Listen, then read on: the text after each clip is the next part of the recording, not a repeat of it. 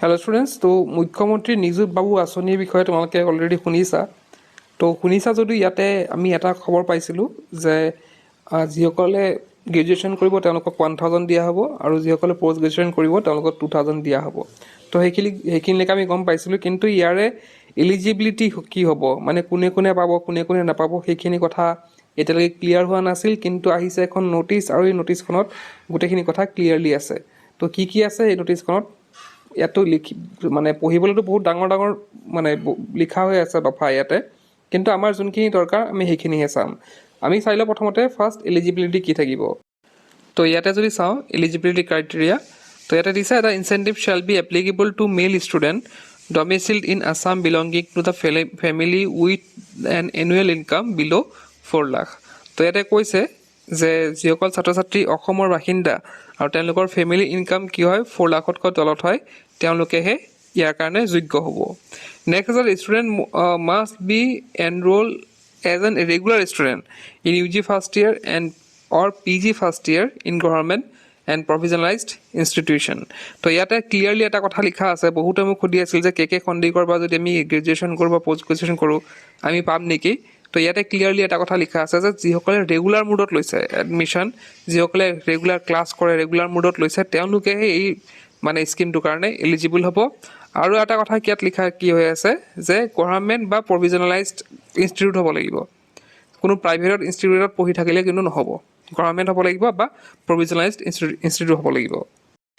ইয়াৰ পিছতে লিখিছে in case of UG male student only those who are married are not eligible for the scheme. যদি কোনোবাই UG student মানে under graduation পঢ়ি আছে কোনোবাই আৰু তেওঁলোক যদি বিয়া পাতি লৈছে তেতিয়াও কিন্তু ইয়াৰ বাবে যোগ্য নহ'ব।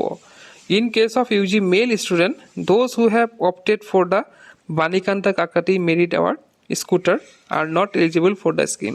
আৰু যদিহে মেল ষ্টুডেণ্ট যিসকলে স্কুটাৰ পাইছে অলৰেডি তো তেওঁলোকে কিন্তু ইয়াৰ কাৰণে এলিজিবল নহ'ব।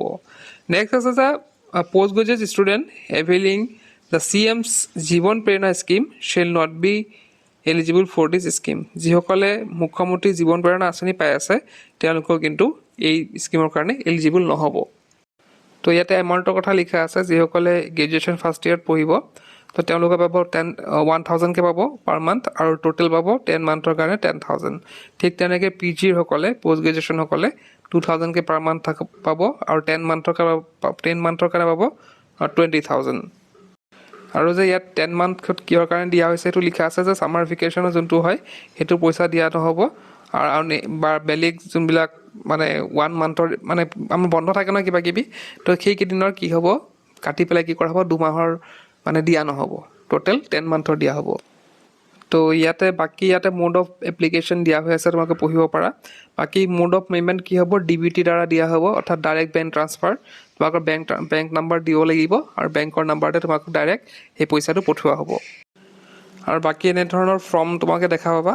এইখন চোৱা UG first year BA BSc BComৰ যিসকলে মানে এপ্লাই কৰিব তেওঁলোকৰ কাৰণে এইখন ফৰ্ম দিয়া হ'ব। আৰু বাকী যিসকলে মানে মাষ্টাৰ্ছ কৰিব PG post graduation MA MSc বা MCom তো তেওঁলোকৰ এনেধৰণৰ ফৰ্মখন দিয়া হ'ব। তো বাকী ফৰ্মখনটো তোমালোকে হয়তো ফিল আপ কৰিব পাৰিবা। যদি কিবা দিগদাৰ পোৱা কমেণ্ট বক্সত কমেণ্ট কৰিবা। ফৰ্মখন ফিল আপ কৰোঁতে যদি দিগদাৰ হয় মই এক্সট্ৰাকৈ আৰু এটা ভিডিঅ' বনাই দিম ফৰ্মখন কিদৰে ফিল আপ কৰিব লাগে।